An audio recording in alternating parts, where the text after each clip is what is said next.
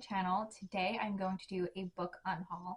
So I actually have 3 bookshelves. So this is like not my second string bookshelf, but this is all of the books that I've read that are not on my favorite shelf in the office, which I'll show you all of the bookshelves after this. And then I also have 2 shelves of to be reads, and I have another to be read shelf, which is like my main to be read shelf that I'm super excited about. So this is like kind of like a second string, or some of them are newer books that I've hauled that I just haven't gotten to get onto the other bookshelf yet. This is part 1 of a 3-part series of redoing my book life, may you say. I first am doing this book unhaul. Part 2 will be remodeling my bookshelves. I have one currently in the office, which I'll show you, but I'm building a second one, which hopefully I do have a lot of favorites in here still, so I can get some of those into that room. And the third thing will be showing you my whole office, hobby room, library remodel, and I am so excited, and I've put so much work into it, so it's really awesome to see it starting to come together.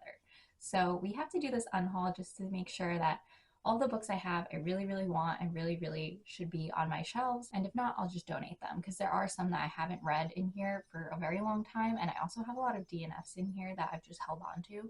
I think today is the perfect time to get rid of those things and start fresh, especially with starting off my office remodel. So I'm going to start with just showing you the bookshelves really quick, and then I'm going to get into going through the shelves. So to give you a quick overview of what bookshelves I'm working with. So this is my favorite shelf, and I actually just moved it to the side of the wall, and there's going to be another one that goes in here when I'm done with my whole office remodel. So this is my favorite shelf. I'm not really going to go through it because I know that it is my favorite.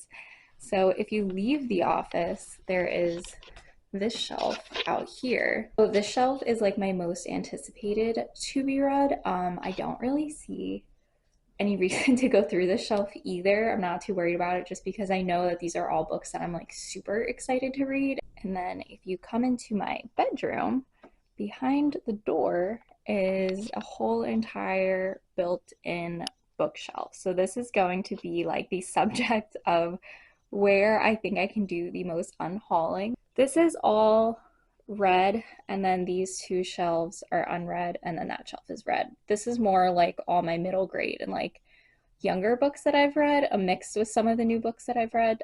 These books that are in front, I just hauled these in my book hunt video, so I have to make room for them out in the like most anticipated reads shelf. But all the ones behind it and on this shelf I really want to go through. And then also, if some of these like aren't my favorites, I kind of want to go through them and make sure that there's not anything that I can just get rid of and probably will never read again.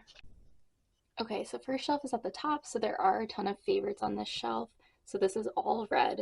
And then the next shelf is also all red. And then my tarot cards, which I love. Next shelf, also all red, but I would say there's some here that I definitely want to unhaul. So this shelf is all to be read, and then so is this shelf underneath. But this is also a lot of DNFs under here. So under here, this is the cutest book sleeve, by the way. When I used to commute to Manhattan, I used to always put like my books in here so they wouldn't get damaged in my bag. But this is just like a lot of like hodgepodge, like middle school reads, like in random YA, and then some recent reads.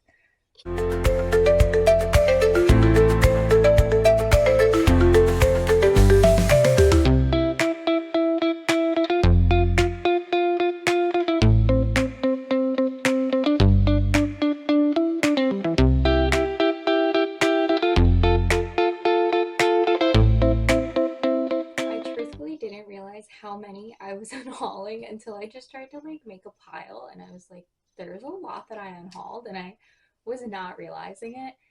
So this is all the ones I unhauled. I run through them, and if I read them, why I'm unhauling them. So the first one is Unwind by Neal Shusterman. This was such a big book when I first got like crazy into reading in middle school, and I always told myself I would read it. I actually used to have a ton of his books, and I've literally just never read it. And I feel like now if I'm going to be reading like a sci-fi book, I'd rather read like a Blake Crouch than like do like a YA sci-fi type thing. The next one is The Mars Room by Rachel Kushner. So I have tried to read this 3 times now over the past couple of years, and I've DNF'd it every single time just because I think it's a little boring, or it's just not my taste.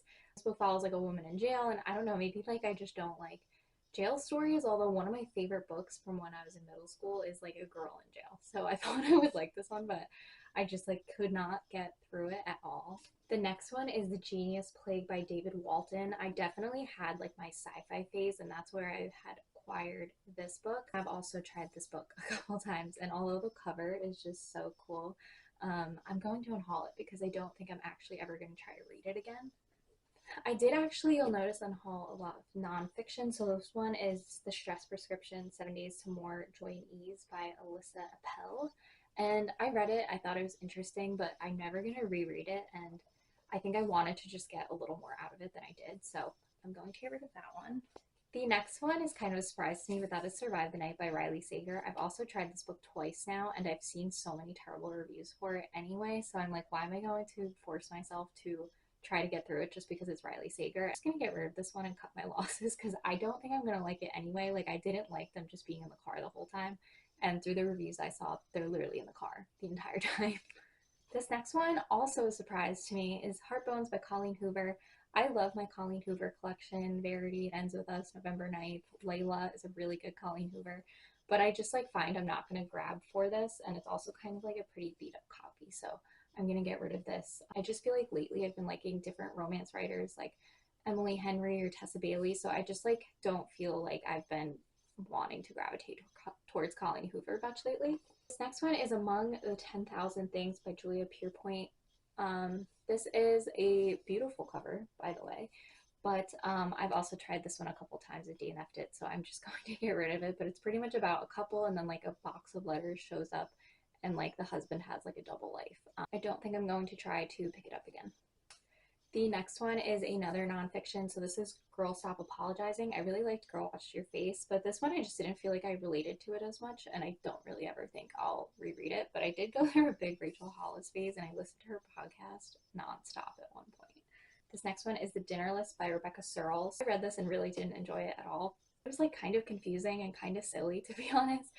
In 5 Years by Rebecca Searle, I like kind of liked, but this one I just really didn't like. So I'm gonna break up this set and get rid of this one because I'm just never gonna reread it. The next one is another nonfiction, Lean In by Sheryl Sandberg. And I've tried this one a couple times as well, and I just feel like it's not as relatable. This book was written a long time ago, so it's just not as relatable in my opinion, and some of like the research and things that they say like go on in the office felt very outdated to me, so I just don't think I'm gonna ever reread it. Or this one is one that I read and I kind of liked it, but I just know I'm never going to reread it, and that is The French Girl by Lexi Elliott. There are so many characters in this book to the point where I remember the twist happening and I just like didn't care because I was so confused. And it was just like also like a very boring story in my opinion, so I just don't think I'll ever recommend it. The next one is a historical fiction, and it's The Age of Light by Whitney Sharer. Book I liked, but I definitely have other historical fictions that I like way more that I'd be more likely to reread. I don't think I ever foresee myself rereading this one. A girl, and she meets this like famous photographer and like goes on these like journeys with him, and it's their lives together. And it like sprinkles in some historical facts as well. So it is actually a pretty good book. I just don't think I'm going to reread it. Then the last one I'm going to get rid of is Dennis Lehane's Mystic River. And it's not because I don't want to read this. It's just that this copy is like kind of stinky. Get a new copy. I really like Shutter Island by Dennis Lehane, obviously. And I absolutely hate it Since We Fell, but it's one of those books that has such a nice memory attached to it from where I was that point in life that I can't get rid of Since We Fell. But if I ever do find a new copy of Mystic River, I will definitely pick it up. With my book on haul, I was able to get rid of 12 books, which checks out because I did just bring in a lot of new books in the past couple of weeks. Hope you enjoyed part 1 of redoing my reading life with this book on haul. So stay tuned for part 2, where I will be building my second bookshelf and redoing my favorite shelf in the office. And then part 3 will be the full office, library, hobby room makeover. And I'm so excited. I'm Shannon Marie. Please like and subscribe. Bye.